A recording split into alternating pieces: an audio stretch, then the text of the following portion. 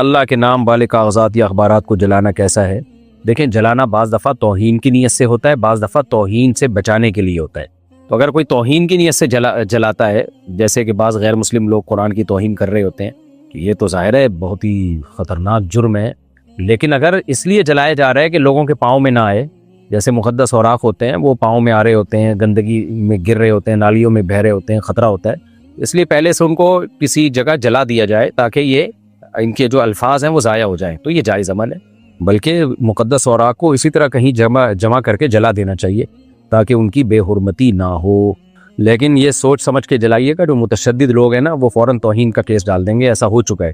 ہمارے ایک جاننے والے تھے سرگودا میں، انہوں نے کیا کیا، سارے مقدس اوراق جمع کیے گھر میں، اور ایک جگہ انہوں نے آگ لگا دی کہ بھائی یہ ضائع ہو رہے ہیں۔ اس میں قرآن بھی تھے جو بہت پرانے ہو چکے تھے، ان کو خطرہ تھا کہ یہ ان کے اوراق بکھریں گے، لوگوں کے پاؤں میں آئیں گے، تو انہوں نے بیچاروں نے اچھی نیت کے ساتھ کہ یہ تلف کر دیں، ضائع کر دیں تاکہ یہ مقدس اوراق لوگوں کے پاؤں میں نہ آئے۔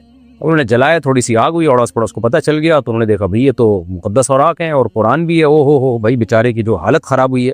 تو شکر ہے میڈیا اس وقت اتنا فاسٹ نہیں تھا، کئی سال پرانا واقعہ ہے، تو اس کو تو قتل کر دینا تھا لوگوں نے۔ حالانکہ وہ بیچارہ قرآن کی تعظیم کے لیے یہ کام کر رہا ہے کہ لوگوں کے پاؤں میں نہ آئے یہ اوراق۔ تو ہماری قوم نا اس معاملے میں کوئی پاگل ہو چکی ہے، جنونی ہو چکی ہے، ان کو علاج کی ضرورت ہے، بہت ہی زیادہ جذباتی ہو گئے ہیں۔